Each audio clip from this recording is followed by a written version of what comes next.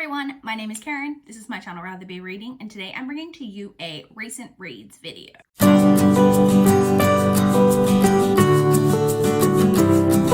It has been a week since I last filmed a recent reads video, but we are still playing catch up. But this is the final catch up. This recent reads video is covering 3 weeks from the 3rd of July through the 23rd of July, which brings us right up to date. So the next recent reads will be able to go back to our weekly, hopefully, format. And so I read 18 books in the period from the 3rd through the 23rd of July. So let's jump straight in and talk about all of those books. So the very first one that I read during that period was The Widow by Fiona Barton. This is kind of a thriller, but I think it would be described more as almost like crime fiction than a thriller, but like psychological kind of crime. So we're following a couple of different perspectives, one of which is the widow of a man who has recently passed away, who was accused but like never convicted of the abduction and potential murder of a child. I can't remember how old she was, like around 3 years old, 2 or 3 years old, like quite a young child. And he has since died, and we're following his widow and dealing with the aftermath of that.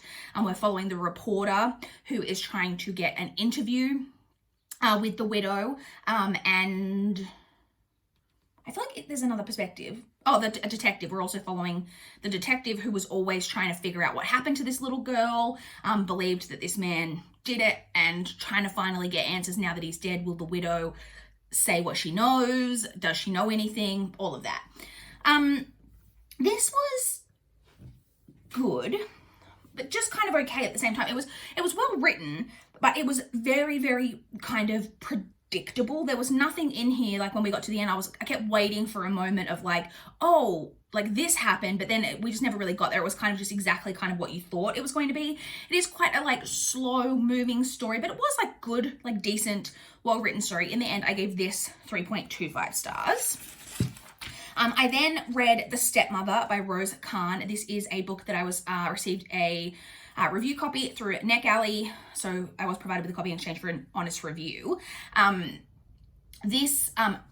All NetGalley books I'm talking about are already out and published, because beating a dead horse here, I'm saying it all the time, I'm really behind on my NetGalley publication dates. So this one is already out and published. So this one is about a woman who, so the synopsis says that it's about a woman.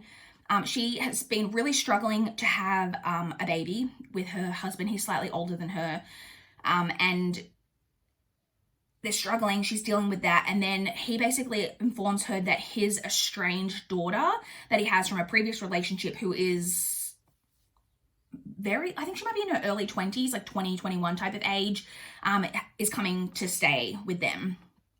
So the daughter ends up coming to stay.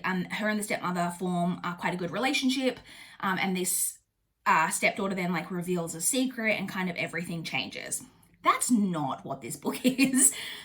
The secret that is told is like nothing. Like when it happened, I was like, wait, is that the secret? Because like it's not like a secret. It's like something that happens, and there's like a prologue in this story that then when you find out what that is was so incredibly disappointing. Like the prologue is just like misleading in the worst way.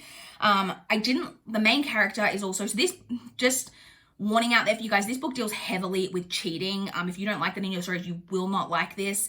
The main character was very unlikable. Like I said, there was no real mystery to this at all. Like there's no mystery. You're not trying to figure out anything that happened. It's just an unraveling. Like, so it's kind of thriller-ish, but like with no mystery aspect. Yeah, I just generally didn't really like this story, and in the end I gave it 2.5 stars. I then listened on audio to Dragonhaven by Robin Hobb.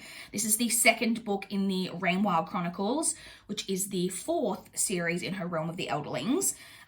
This one I had mixed feelings on. This one is very, very relationship heavy, which I'm not used to in Robin Hobb's books. Like there was a lot of just different characters all wondering about who was going to get together with who, and there's a lot of that going on in the story, which I just didn't really expect. I did I personally enjoyed this a little bit more than the first book, but I still thought it was a little bit strange. And like, I will say, one of the big complaints that I saw in reviews for this book is that nothing really happens, and that's true. This book just feels like very much like a lot of the relationship elements that maybe we needed for future books could have been put into partly into the first book, partly into the third book, and we kind of could have got rid of this book.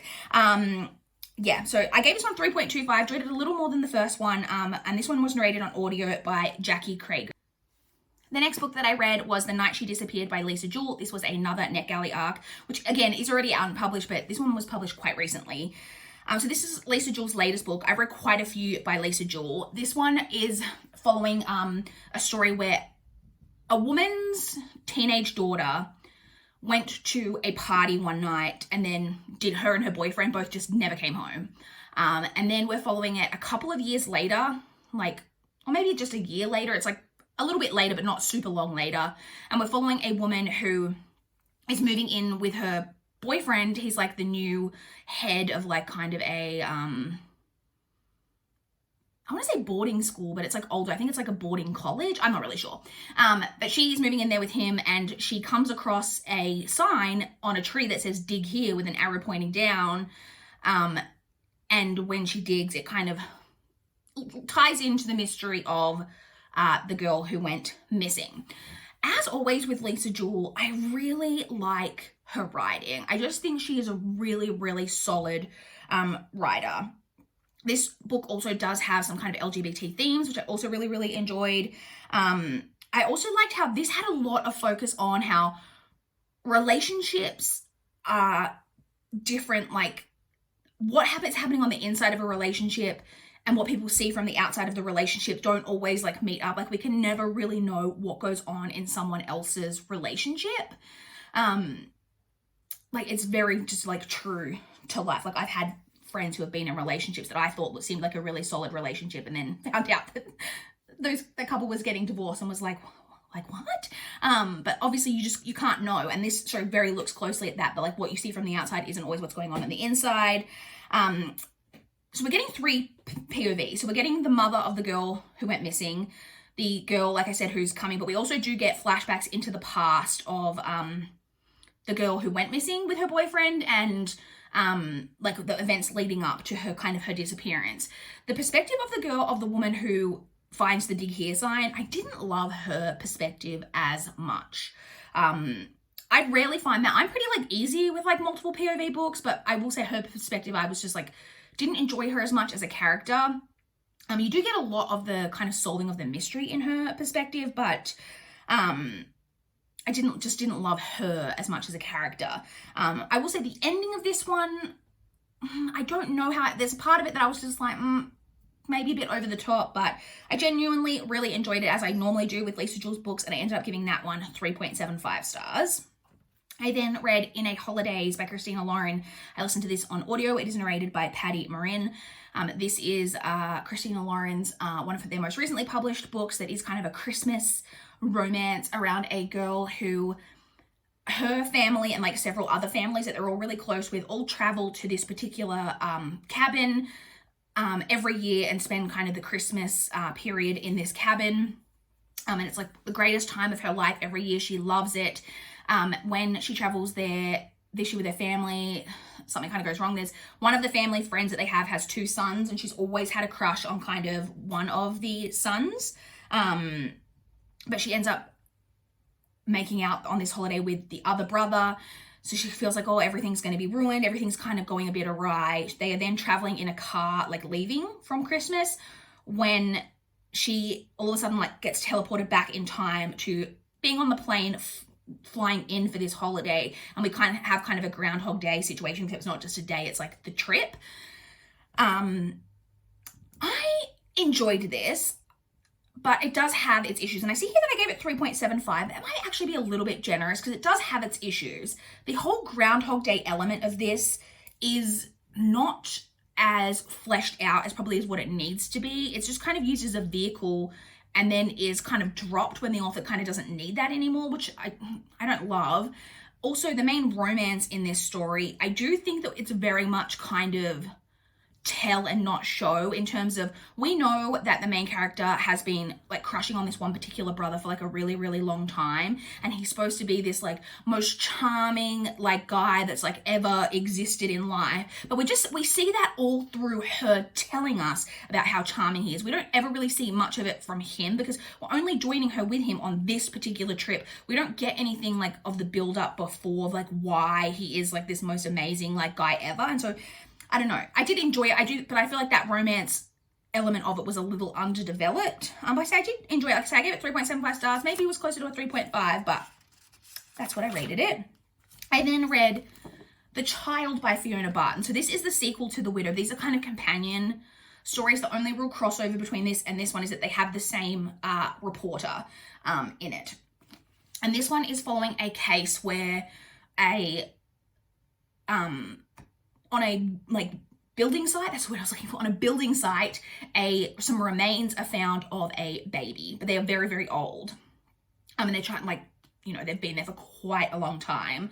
And it's about trying to figure out who this baby is, like what happened. And again, we get several different perspectives. We get the reporter, as I said, but we also get a woman who lived in the area where this remains were found as a teenager. I think we also get her mother's perspective. I can't remember if we get any other perspectives. I enjoyed this one actually a little bit more than the first one. Again, I do think Fiona Barton is a very solid writer.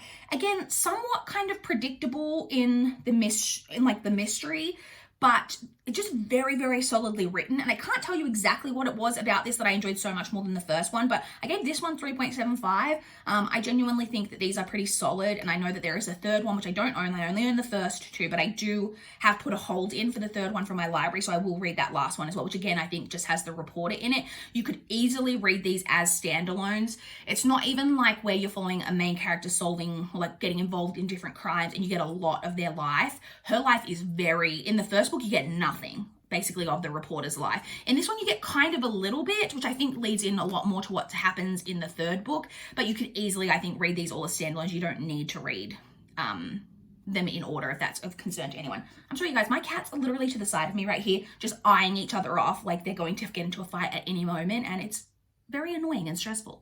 Next, I read Giant Days Volume 14. This is the final volume in the Giant Days graphic novel series. If you guys have been watching my channel, I've been reading this for a really long time. This is a contemporary, kind of new adult graphic novel series that follows three girls in the United Kingdom as basically they just traverse their university days. It kind of follows them right from the beginning of university all the way through. I'm so sad that this series is over because I do genuinely really, really enjoy it. I love all three of the main characters.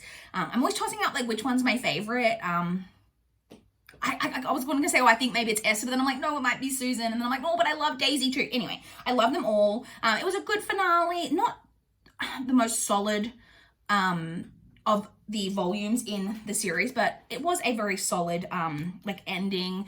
I mean, we could have had more McGraw, but I feel like that forever. If we could have a graphic novel series that was just all about McGraw, he doesn't even have to be doing anything interesting, I would read it. And I gave this one 3.5 stars.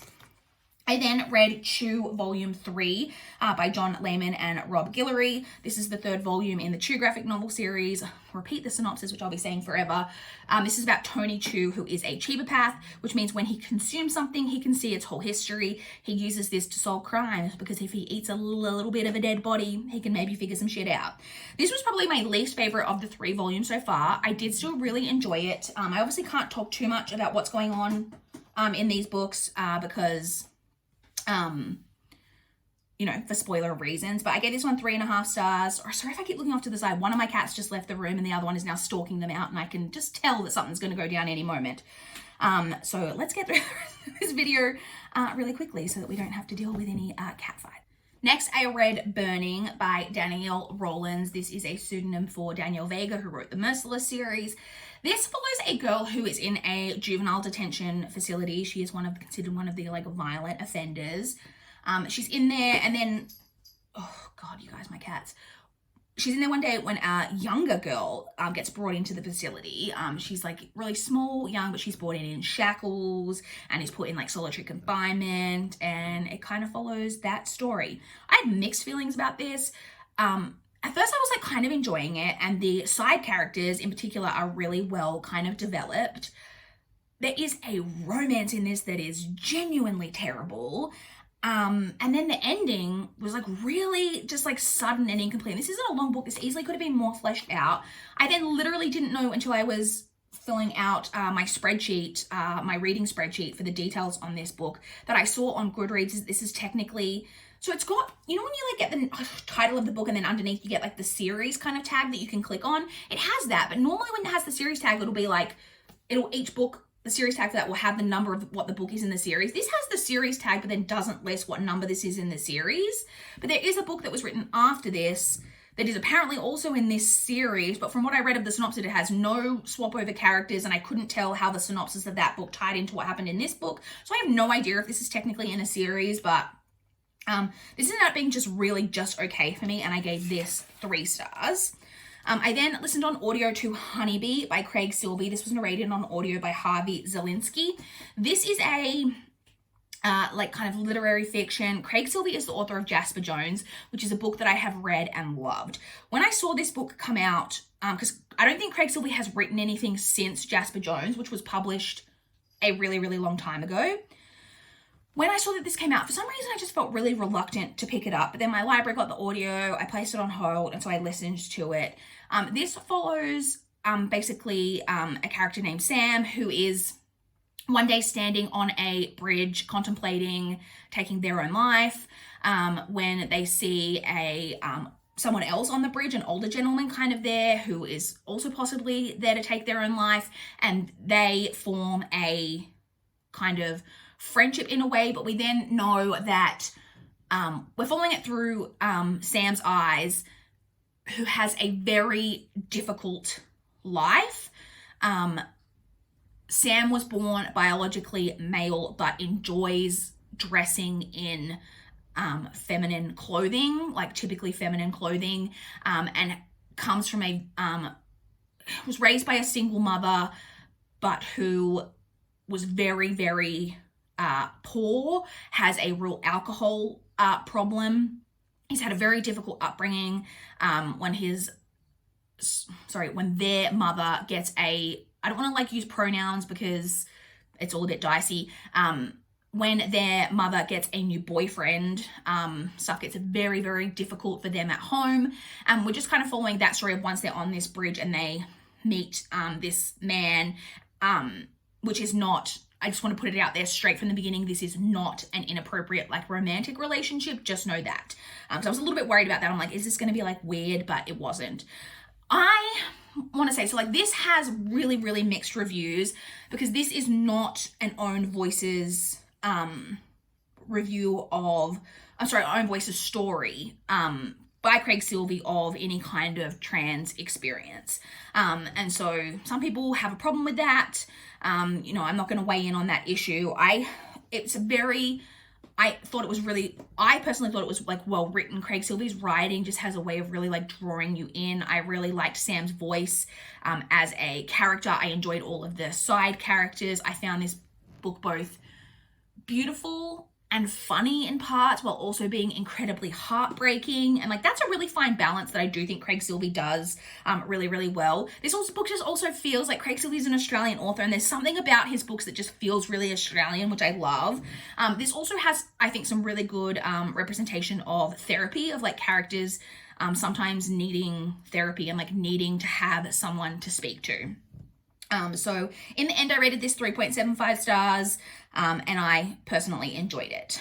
I then read another NetGalley arc, The Ripping Tree by Nikki Gemmell. This one is a historical fiction set again in Australia about a girl who is on a ship coming from England to Australia because she's basically being married off to this man in Australia, and she really, really doesn't want that.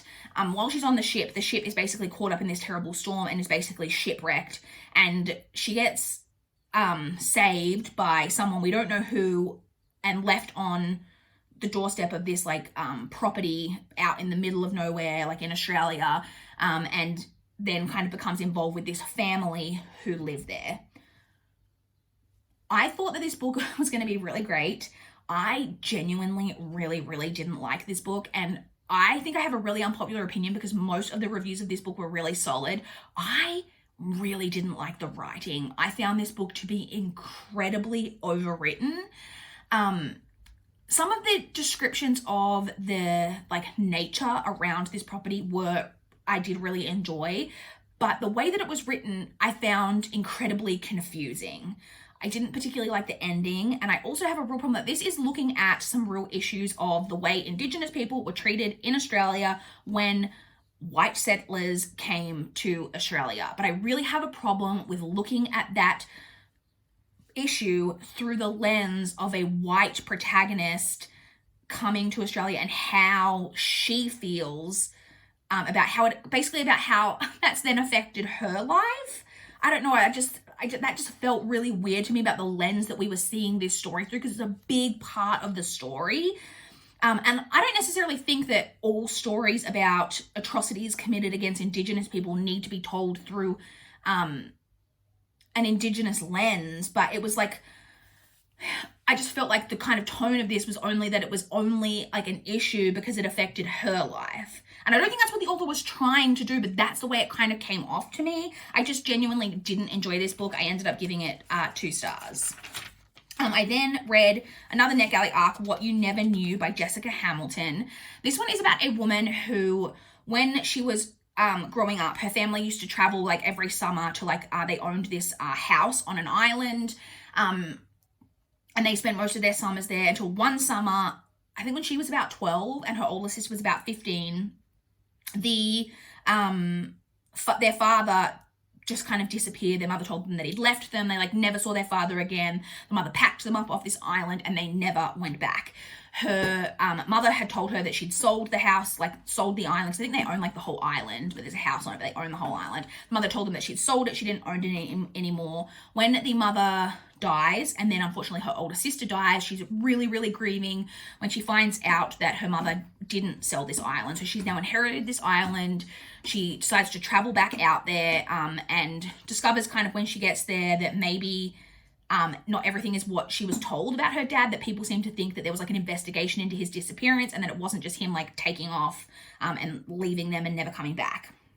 And it's about her dealing with that. So I had issues with this. Not issues. I mean, I did have issues, but I was slightly disappointed because I thought this was again going to be an Australian book, because Jessica Hamilton is kind of described as being an Australian author. That is just probably kind of my error, because apparently she was born in Australia, but I think she moved at a young age and kind of lived all around the world. But for some reason in my head, I just thought this was going to be set in Australia, and then it wasn't. So I was kind of disappointed, but that's nothing to do with the book.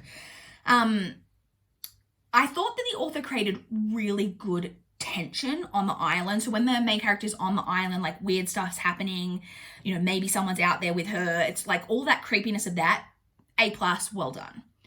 There is a romance in this that is genuinely, I was just didn't like.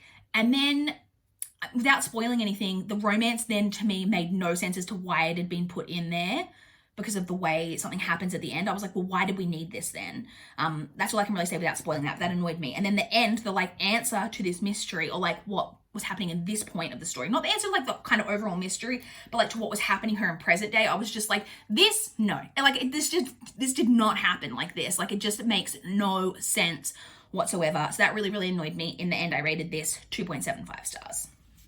I then listened on audio to City of Brass by S.K. Chakraborty. This one is a adult fantasy, Middle Eastern, Egyptian inspired fantasy, following a character who, I really feel I'm going to butcher some of the descriptions of what this story is about. There are jinn who are magical people, and they live in there's an area in the world called Davabod, which humans can't access. Only people who have particular blood can get into this place. I don't really know what else to tell you what this is about. I can't remember exactly what's in the synopsis, and I don't want to accidentally tell you more than I should. So I was really excited to read this because this has really positive reviews, and I did enjoy it, but I do think I didn't love it as much as a lot of other people did, but I am excited to continue. I found the world, so this is a longer book. How long is it? I think the physical copy is over 500 pages. Again, I listened to it on audio, which I should say is narrated by Sunila Nankani. But it's very long, but the whole first half of the book is very slow and a lot of world building. Like a lot. Having said that, the way that the magic system was built and like the world, I was still confused. Like the author spent so much time on it and I was still left going, I don't really understand like what's happening and how everything ties in. And I will say that maybe that had to do with the audiobook. Like maybe audio was not the best format for me to listen to this, like to consume this book. Having said that though, I don't normally have problems understanding or like comprehending stuff just because I'm listening to it on audio, but maybe that was an issue. I found the way that some of the stuff was written, I literally re-listened, and I rarely do this. I re-listened to entire scenes to figure out like, wait, what is happening in this scene? Like I was just left a little bit confused. All of the like there's a lot of like political intrigue kind of going on in David and I enjoyed all of that. It's all very nuanced. You know, there's a lot of stuff around ruling nations and repressing other repressing people, but you know, you can never look at that as kind of a black and white issue. And yeah, I enjoyed all of that, but I don't think I love this quite as much. I am very interested in continuing. I think I'm going to enjoy this series more as it goes on, but I gave this first book 3.5 stars. I then read on ebook Babysitters Beware by Anne M. Martin. This is the second book in the Babysitters Club, like super mysteries. This one was just okay. I remember really loving the super mysteries. I didn't have a clear memory of this one, and I will say that you seem to have needed a lot of backstory from, I think, events that have happened in particular books in the mystery series, of which I have not. I read them when I was a kid, but I haven't reread them recently, and so they kept referring to events, and I was like, I don't remember like the outcomes of mysteries in that, and I was like, I don't remember those cases, so that all kind of went over my head. It also says in the synopsis that it's a lot to do with them going up to ski at this cabin on Shadow Lake. That literally doesn't happen till right at the end of the book. Yes, and like the whole like mystery and stuff of what's going on in this one was like a bit kind of like ridiculous and over the top, but I still enjoyed it. I always like enjoy my time, but this wasn't one of my faves. I gave this 3 stars. I then read What They Knew by Averil Dean. This is a mystery thriller, I guess, about 3 friends owned this, I don't know if it was a hotel or it was like a building that they were trying to turn into a hotel when all 3 of them died in this hotel. Were all killed. It seems to be kind of a murder-suicide situation. And we're then following kind of a friend of theirs who was there at the hotel at the same time as them when they all died. And we're following him a little while later. And then I think, let me just double check. I'll get back to you 1 second. I just wanted to double check that something was clear in the prologue before I talked about it, but it is, so it's not a spoiler. We know that this friend, I think it's like a year or a couple of years later, he's traveling back there because another friend now owns this hotel again. He travels back there and he basically ends up taking his own life. And then we then kind of go back and like reflect on what happened.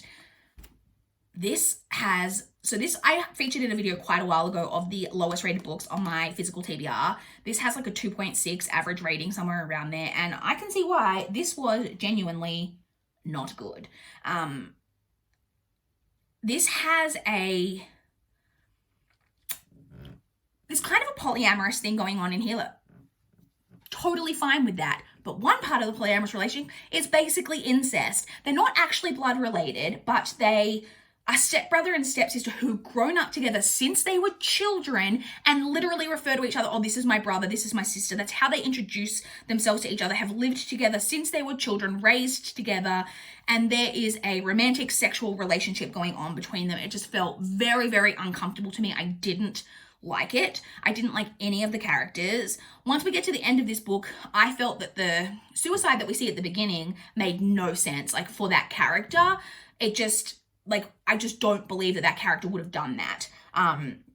It just makes no sense for the type of person that he was, for like what was then kind of like tried to be said. That's like, I'm just like, this doesn't make sense. The like mystery and all that was just like, I didn't enjoy it. There was just genuinely nothing about this I enjoyed. I gave this 2 stars. I just genuinely really, really didn't like this. I then listened on audio to City of Dragons by Robin Hobb. This is the 3rd book in the Rainwell Chronicles.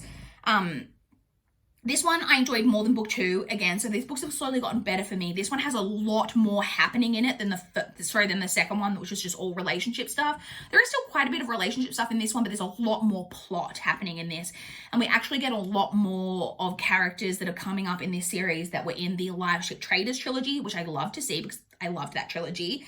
I'm looking forward to seeing how the series wraps up.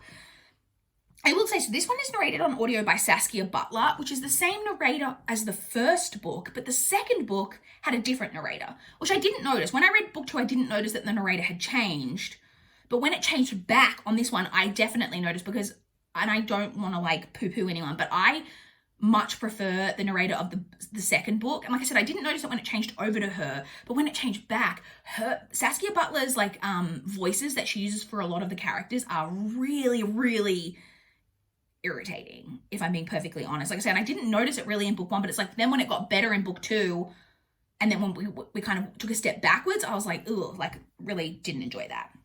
I ended up rating that one 3.5 stars. I then read Promised Neverland Volume 3 by Kaiu, Shirai, and Posuka Demizu. This is a manga series that follows a group of children who are in an orphanage. It's set kind of a little bit in the future, and they're in this orphanage when in the first volume, they discover that something is happening. That's all I'm really going to say. Everything is not what it seems. I have really enjoyed this series, and I enjoyed this one as well. Again, lots of twists and turns. There's, I think her name is Sister Crone. The illustrations of her and her character is like so, well done. Like she's got this like really like evil grin that's just like drawn so well, and she's like such a like creepy character. And yeah, I just genuinely really enjoyed this one. I ended up giving this volume 3.75 stars. And then the final book that I read over this period was An Act of Villainy by Ashley Weaver.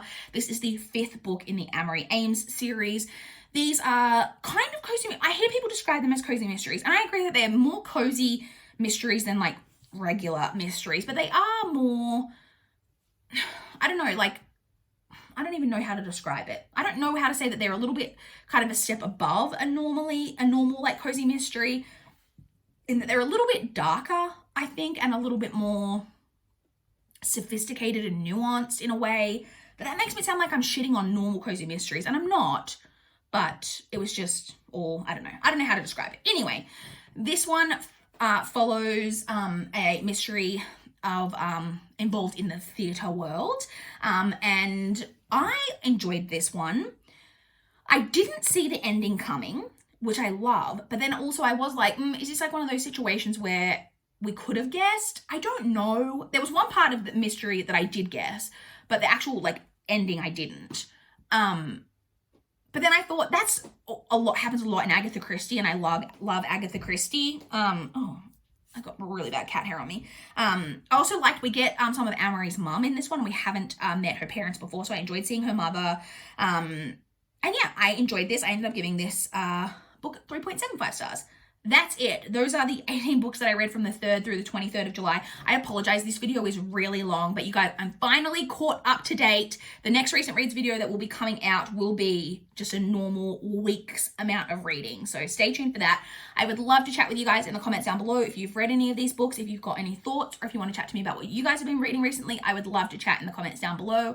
Please like this video if you liked it. Please subscribe if you want to see more from my channel. That is all I have for this video today. Bye guys.